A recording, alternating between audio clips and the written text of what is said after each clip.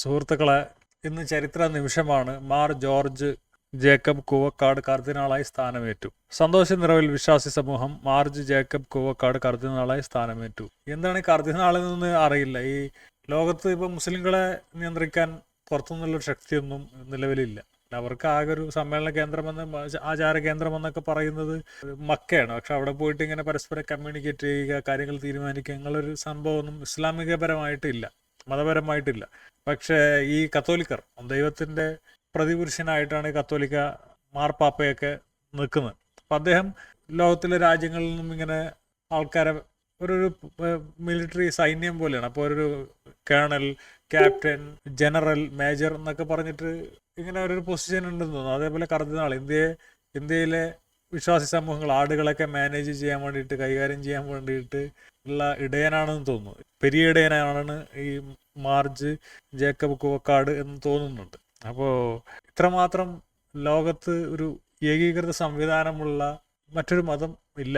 അപ്പോൾ ഇതിനൊന്നും ലോകത്തൊരു പ്രശ്നമില്ല. പിന്നെ ഈ ക്രിസ്ത്യാനികൾ പറയുന്നത് പോലെ തൻ്റെ അയൽക്കാരനെ സ്നേഹിക്കണമെന്നൊക്കെ ഇവർ പറയാറുണ്ട്. പക്ഷെ വത്തിക്കാനിൽ എത്ര ക്രിസ്ത്യാനികളല്ലാത്ത അയൽക്കാരുണ്ട് എന്ന് ചോദ്യമാണ്. ഇപ്പം ആധുനിക ജനാധിപത്യ മൂല്യങ്ങളൊക്കെ വരുന്നതിന് മുന്നേ ഈ കത്തോലിക്ക രാജ്യങ്ങളിലൊക്കെ എത്ര ക്രിസ്ത്യാനികളല്ലാത്തവർ ഉണ്ടായിരുന്നു എന്നൊക്കെ നമുക്ക് ചിന്തിക്കേണ്ട ഒരു വിഷയമാണ്. കാരണം മൊത്തം വെട്ടി അങ്ങ് നിരത്തുകയാണ് ഇവർ ചെയ്യുക. അപ്പോൾ അയൽക്കാരന് പട്ടിണി കിടക്കുമ്പോൾ, അല്ല അത് മുഹമ്മദ് നബി അങ്ങനെ ആരുണ്ടോന്ന് പറയുന്നു തോന്നുന്നു.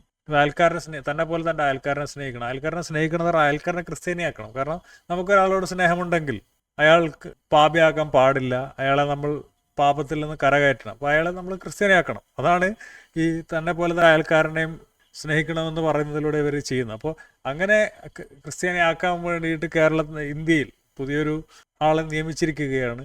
അതും വത്തിക്കാൻ എന്ന രാജ്യത്തെ ഏകാധിപതി. അപ്പോൾ അതിനൊക്കെയാണ് ഇവർ ആഘോഷിക്കുന്നതും ഒക്കെ. ഇതൊന്നും നമ്മൾ കാണുന്നില്ല. നമ്മളിതിനൊക്കെ വളരെ ലൈറ്റായിട്ട് കാണുകയാണ്. അപ്പോൾ ഇതൊക്കെയാണ് ഏറ്റവും വലിയ ഭീകരവാദം. അപ്പോൾ ഇതൊന്നും നമ്മൾ കാണുന്നില്ല എന്നുള്ളത് എനിക്ക് വളരെ വിഷമകരമായ ഒരു സംഭവമാണ്.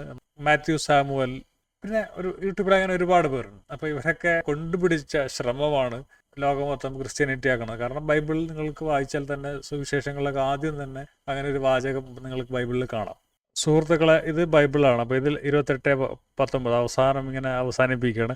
ആകയാൽ നിങ്ങൾ പുറപ്പെട്ട് പിതാവിൻ്റെയും പുത്രൻ്റെയും പരിശുദ്ധാത്മാവിൻ്റെ നാമത്തിൽ സ്നാനം കഴിപ്പിച്ചും ഞാൻ നിങ്ങളോട് കൽപ്പിച്ചതൊക്കെയും പ്രമാണിപ്പാൻ തക്കവണ്ണം ഉപദേശിച്ചും സകല ജാതികളെയും ശിഷ്യരാക്കിക്കൊള്ളുവീൻ, അതായത് ക്രിസ്ത്യാനിയാക്കിക്കൊള്ളൂ എന്നാണ് ഈ വാചകത്തിലൂടെ പഠിപ്പിക്കുന്നത്. ഞാനോ ലോകാവസാനത്തോളം എല്ലാ നാളും നിങ്ങളോട് കൂടെ ഉണ്ട് എന്ന് അരുൾ ചെയ്തു. അപ്പോൾ ഇതിനു വേണ്ടിയിട്ട് ക്രിസ്ത്യാനികൾ കൊണ്ടുപിടിച്ച ശ്രമങ്ങളാണ് നടത്തുന്നത്. പക്ഷെ മൊയന്തുകൾക്ക് അറിയില്ല ഇത് കാലം മുന്നോട്ടാണ് നയിക്കുന്നത്. മിക്ക മതങ്ങളും തകർന്നടിയും. കാരണം കാലത്തിൻ്റെ കുത്തൊഴുക്കിൽ അതൊക്കെയും തകരാനുള്ളതാണ്.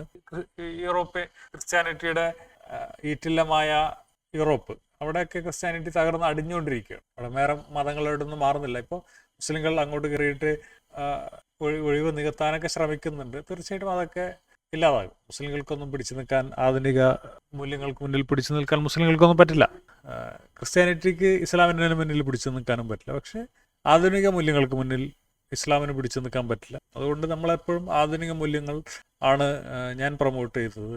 നീതി, ന്യായം, മനുഷ്യാവകാശം ഒക്കെ അതാണ് മുന്നോട്ട് വെക്കേണ്ടത്. നമ്മുടെ അടുത്ത തലമുറയും നമ്മുടെ പേരക്കുട്ടികളൊക്കെ നമ്മൾ തള്ളിപ്പറയും. കാരണം നമ്മുടെ മൂല്യങ്ങൾ കുറച്ചും കൂടി കഴിഞ്ഞാൽ പലതും, ഇപ്പോൾ കോഴിയെ അറുക്കുന്നത്, പശുവിനെ അറുക്കുന്നതൊക്കെ കുറച്ച് കഴിഞ്ഞാൽ ഇല്ലാതാകും. കാരണം ഈ ടെക്നോളജികൾ വന്നപ്പോഴാണ് ആൾക്കാർക്ക് അടിമകൾ ആവശ്യമില്ലാതായി മാറിയത്.